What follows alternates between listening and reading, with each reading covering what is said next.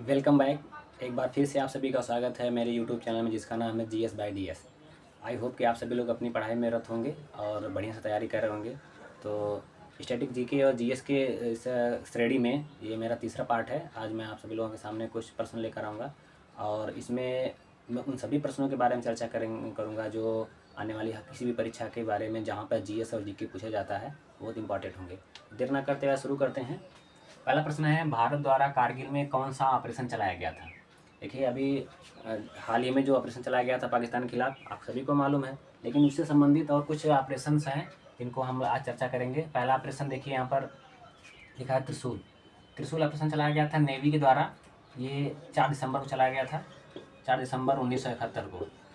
और ये कराची कराची एयरपोर्ट को तबाह करने के लिए, कराची बंदरगाह को तबाह करने के लिए 1971 में, उस समय जब बांग्लादेश का अलग से अस्तित्व आया था, उसी समय की बात है ये।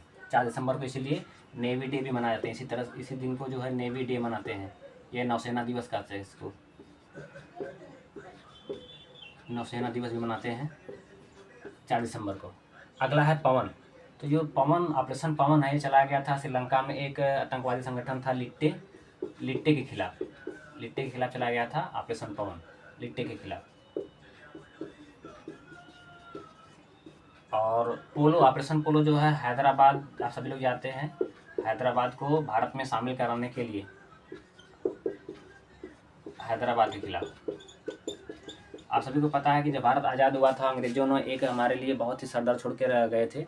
उनका ये कहना था कि जो रियासतें वो प्रेजेंट टाइम पर हैं वो स्वतंत्र हैं, वे चाहे तो भारत में शामिल हों या तो पाकिस्तान में शामिल हों। तो बहुत सारी रियासतें थी जो भारत में शामिल हुई, स्वेच्छा से शामिल हुई, और बहुत सारी रियासतें जो है नहीं शामिल होना चाह रही थी। उसमें से एक हैदराबाद भी थे। हैदराबाद जो कि हमारे देश के लगभग लगभग दक्षिण भारत में पड़ता है और बीच में पड़ता है। वहाँ पर किसी अन्य देश की बाउंड्री भी नहीं है या पाकिस्तान की भी नज़दीकी नहीं था। उसने बोला कि हम स्वतंत्र रहेंगे। तो इसमें सरदार वल्लभ भाई पटेल की बहुत सूझबूझ काम आई। उन्होंने एक ऑपरेशन चलाया था, ऑपरेशन पोलो। ऑपरेशन पोलो के तहत जो हैदराबाद को भारत में शामिल कराया गया था। ऑपरेशन मेघदूत ये 1 जून से 10 जून तक चला था और वर्ष है 1984। ये सियाचिन में चाइनीज जो अतिक्रमण था उसको दूर भगाने के लिए हमारे देश के जवानों ने चलाया था। और सियाचिन इसके लिए कहा जाता है, सियाचिन ऑपरेशन, ऑपरेशन मेघदूत सियाचिन में चला था। इसके बाद ऑपरेशन ब्लू स्टार बहुत ही इंपॉर्टेंट है, इसको आप लोग एक और स्टार मान लीजिए, blue star. Operation blue star क्यों चलाया गया था? आप सभी को मालूम होगा कि सन 1984 ईस्वी में, ये डेट है 1984 में जून था, जून का महीना था। जून महीने में खालिस्तानी समर्थक जो प्रेजेंट टाइम में खालिस्तानी जो मतलब पंगा करते हैं भारत में, ये आज की बात नहीं है, बहुत पुराने समय से चला रहा है, नाटक चला आ रहा है। तो इसमें जनरल सिंह भिंडरावाले थे जो खालिस्तानी समर्थक थे, और वे मिलिट्री से, पुलिस से बचने के लिए अमृतसर गुरुद्वारे में इंटर कर गए। उनका कहना था कि यहाँ पर जो है मिलिट्री या कोई भी पुलिस इंटर नहीं कर सकती, और उसको अपने अंडर में ले लिया। मतलब सोच के देखिए कि एक संगठन जिसने गुरुद्वारा यानी सिख धर्म की एक बहुत पवित्र जगह को अपने कब्जे में ले लिया था, तो उनको मुक्त कराने के लिए, यानी उस गुरुद्वारे को मुक्त कराने के लिए उस समय इंदिरा गांधी जी की सरकार थी, उसने ऑपरेशन चलाया था, मिलिट्री ने ऑपरेशन चलाया था, उसका नाम था ब्लू स्टार। 1984 में ऑपरेशन चला था। और उसमें जो है इसके तहत तो वहाँ पर गोलीबारी भी हुई, कुछ मंदिर क्षतिग्रस्त भी हुआ था। अब इसी वजह से कहा जाता है कि इसी वजह से जो सिख संप्रदाय थे वो इंदिरा गांधी से नाराज थे। तो इंदिरा गांधी की जो हत्या हुई थी 31 अक्टूबर 1984 को, उनके जो बॉडीगार्ड थे वे भी सिख संप्रदाय से ही थे, लेकिन वे भागे नहीं। उन्होंने कहा कि हमें भिंडरावाले का समर्थन नहीं हम करते थे, हम तो सिर्फ इसलिए इनको मार रहे हैं क्योंकि इन्होंने हमारे पवित्र स्थल को दागनुमा बना दिया, क्यों अलाउ किया कि वहाँ पर मिलिट्री एक्शन ले, इसीलिए जो है सिखों ने इंदिरा गांधी की हत्या कर दी। तो ब्लू स्टार याद रखिए, ब्लू स्टार जो है 1984 में चलाया गया था। और ऑपरेशन विजय, देखिए 1984 का 2 ऑपरेशन याद रखिए। ऑपरेशन विजय, इसका जो उत्तर है कारगिल, कारगिल विजय भी कहा जाता है। ये हुआ था कब? 26 जुलाई को। और 26 जुलाई को कारगिल से पाकिस्तानियों को खदेड़ भगाया था हमारे जो है देश के जाबाजों ने। तो कारगिल विजय ये जो है मनाया जाता है 26 जुलाई को। और एक और ऑपरेशन चला जाता है, एक और ऑपरेशन का नाम विजय है। 1961 में आप सभी को पता होगा कि हमारा देश जब आज़ाद हुआ था 47 में, उस समय गोवा पुर्तगालियों के कब्जे में था। तो 1961 में पुर्तगालियों के खिलाफ था, गोवा को आज़ाद कराने के लिए 1961 में गोवा को आज़ाद कराया गया था। और ये जो ऑपरेशन हुआ था वो उसका नाम भी विजय था। ऑपरेशन सिंदूर तो अभी हाल ही में बहुत ताज़ा है पाकिस्तान के खिलाफ। पाकिस्तान में छुपे आतंकी ठिकानों के खिलाफ पाकिस्तान में 9 आतंकी ठिकानों को पूरी तरह से बर्बाद किया हमारे देश के फाइटर जेट्स ने। इस नाम पर रखा इसका सिंदूर। और ये हुआ था 7 मई 2025 को, 7 मई 2025 को। इसके बाद ब्रह्मा, एक ऑपरेशन बहुत इंपॉर्टेंट ब्रह्मा। अभी हाल ही में म्यांमार में एक आया था, हाल ही में म्यांमार में भूकंप आया था। म्यांमार में भूकंप आया था, भूकंप में लोगों की सहायता करने के लिए भारत सरकार ने ब्रह्मा ऑपरेशन चलाया था। तो आप देखते हैं एक प्रश्न में आप सभी के बहुत सारे पॉइंट कवर हो जाते हैं। तो आप इसका स्क्रीनशॉट लीजिए, मैं नेक्स्ट क्वेश्चन लिखता हूँ। आज का दूसरा प्रश्न है, भारत का प्राचीनतम उच्च न्यायालय है, यानी इसमें से कौन है जो भारत का सबसे प्राचीनतम यानी सबसे पहले उच्च न्यायालय यानी हाई कोर्ट है। पहला है बम्बई उच्च न्यायालय, मद्रास उच्च न्यायालय, इलाहाबाद या कलकत्ता। देखिए ऑप्शन जो डी है इसका आंसर है कि ऑप्शन डी यानी कलकत्ता उच्च न्यायालय जो है भारत का सबसे प्राचीनतम उच्च न्यायालय है। आप एक बात याद रखिए, 1861 में एक एक्ट आया। अब 1861 की बात है तो जान लीजिए कि अंग्रेजों द्वारा लाया गया है। उसमें बम्बई, मद्रास और कलकत्ता 3 हाई कोर्ट को बनाने का प्रस्ताव आया। और इसके तहत 1 जुलाई 1862 को कलकत्ता हाई कोर्ट की स्थापना होती है। इसके बाद और आपके मद्रास और जिसको कहते हैं बॉम्बे हाई कोर्ट या मुंबई हाई कोर्ट, अब मुंबई हाई कोर्ट हो गया है, वो हो गया। और इससे संबंधित क्या प्रश्न पूछा जाता है, जैसे कि यूटी यानी जो यूनियन टेरिटरीज हैं, कौन से यूनियन टेरिटरीज के पास अपना हाई कोर्ट है। तो पहला है दिल्ली और JNK, जम्मू एंड कश्मीर और लद्दाख का एक ही साथ है।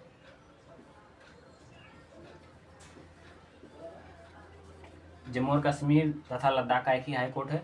इसके बाद एक प्रश्न पूछा जाता है कि कौन से आर्टिकल में ये बताया गया है कि जो हाई कोर्ट है वह एक अभिलेखीय न्यायालय है। तो 215 जो है यह हाई कोर्ट बताता है कि ये अभिलेखीय न्यायालय है। और 129 में सुप्रीम कोर्ट ये बताता है कि सुप्रीम कोर्ट भी एक अभिलेखीय न्यायालय है, मतलब जिसमें रिकॉर्ड जो भी फैसले आते हैं हाई कोर्ट या सुप्रीम कोर्ट के, वो एक रिकॉर्ड के रूप में रखे जाते हैं। क्वेश्चन है 2022 ईस्वी में हुए राष्ट्रमंडल खेल कहाँ संपन्न हुए और भारत किस स्थान पर रहा। तो अब आप सोच रहे होंगे कि 2022 का करंट अफेयर कहाँ से आ जाएगा। देखिए राष्ट्रमंडल खेल, ओलंपिक खेल और जो भी मतलब विश्व कप हो गए, वो सब 4-4 साल के अंतराल पे आते हैं। तो 2022 में हुआ होगा तो 2025 में या 24 में या 23 में तो होना ऐसे रहा नहीं होगा, यानी अगला होगा 2026 में। तो अब हम 3 जो है इसमें लिखेंगे 1930 और 2022 और एक लिखेंगे हम लोग 2026। 3 साल हमारे लिए इम्पॉर्टेंट रहेंगे। 1930 क्यों? क्योंकि ये पहला हुआ था, इस समय पहला हुआ था, कहाँ हुआ था? हैमिल्टन में। हैमिल्टन कहाँ पर है? कनाडा में है। ये हुआ था 1930 ईस्वी में, इसको याद रखिएगा। 2022 में ये जो इसका क्वेश्चन का आंसर है ये कहाँ पर हुआ था? ये हुआ था बर्मिंघम में। 2022 में जो बर्मिंघम में हुआ था ये इंग्लैंड पड़ता है। और इसमें भारत किस स्थान पर रहा था? भारत इसमें 4th स्थान पर था, 4th पर था इंडिया। और कुल 61 पदक जीते थे इसने, 61 पदक जीते थे कुल भारत ने। 61 पदक के साथ ये 4थे स्थान पर था। और पहले स्थान पर कौन रहा होगा? पहले स्थान पर था ऑस्ट्रेलिया। ऑस्ट्रेलिया इसमें जो है पहले स्थान पर था। तो 2022 का हमको जो बर्मिंघम में हुआ था उसके बारे में जानकारी होनी चाहिए, क्योंकि पूछ सकता है। 2026 में जो होगा ये ग्लासगो में होगा। ग्लासगो कहाँ पड़ता है? स्कॉटलैंड में, स्कॉटलैंड में, ठीक है। तो ये रहा आपके क्वेश्चन का आंसर। अब हम समझते हैं कि नई दिल्ली में, तो आप सभी जानते हैं कि जो एशियन गेम्स थे, एशियन जो गेम्स थे यानी पहला 1951 में हुआ था, ये नई दिल्ली में हुआ था भारत में। और इसके बाद जो नौवां था वो भी भारत में हुआ था, नई दिल्ली में हुआ था। अब 19वां और 20वां, जो अभी 19वां ख़त्म हो गया है और 20वां आने वाला है, इसको भी याद कर लेते हैं। 19वां जो हुआ था ये चीन में हुआ था, और जो 20वां है ये जापान में प्रस्तावित है, जापान में होगा। ठीक है, तो इस क्वेश्चन से आपको इतने सारे पॉइंट मिले, इसको इसके साथ लीजिए। नेक्स्ट क्वेश्चन लिखते हैं। अगला प्रश्न है, किस नदी की उत्पत्ति अमरकंटक से हुई है? गोदावरी, कृष्णा, कावेरी और नर्मदा। देखिए इसका जो आंसर है, उत्तर है, वो तो नर्मदा है। और इन नदियों से जो सबसे ज़्यादा प्रश्न पूछे जाते हैं, इनका उद्गम स्थल और इनकी सहायक नदियाँ। उत्तर भारत में जो प्रमुख नदियाँ हैं, गंगा है, इन सब का, गंगा यमुना से पूछे प्रश्न आता है तो अक्सर लोगों को याद आता है, लेकिन ये गोदावरी, कृष्णा, कावेरी से याद नहीं रहते हैं। तो आइए हम सब लोग समझते हैं। जो गोदावरी है, जो उत्पत्ति हुई है, गोदावरी की उत्पत्ति हुई है त्र्यंबकेश्वर पहाड़ी से, त्र्यंबकेश्वर से जो पड़ता है नासिक में। और नासिक कहाँ पर है? नासिक है महाराष्ट्र। ठीक है, इसकी उत्पत्ति है, गोदावरी नदी की उत्पत्ति त्र्यंबकेश्वर, नासिक से, महाराष्ट्र में है। कृष्णा की उत्पत्ति, इसकी उत्पत्ति होती है महाबलेश्वर,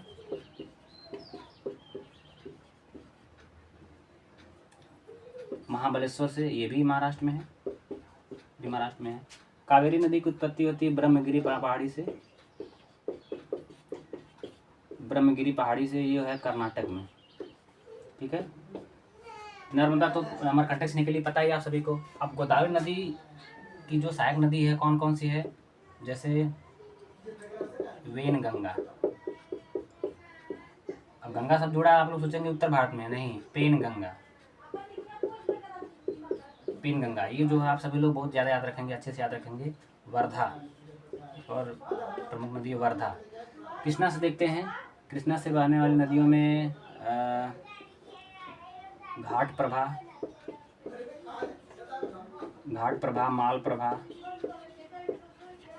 मालप्रभा,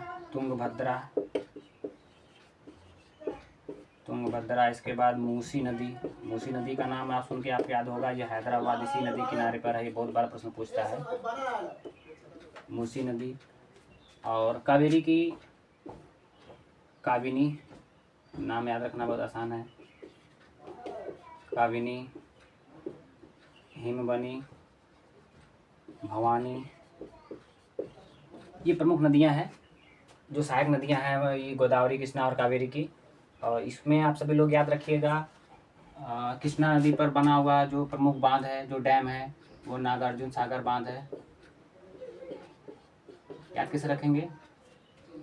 कृष्णा और अर्जुन हमेशा जो है महाभारत में एक साथ देखे जाएंगे, कृष्णा अर्जुन, नागार्जुन। और इसके बाद एक और है अलमाटी।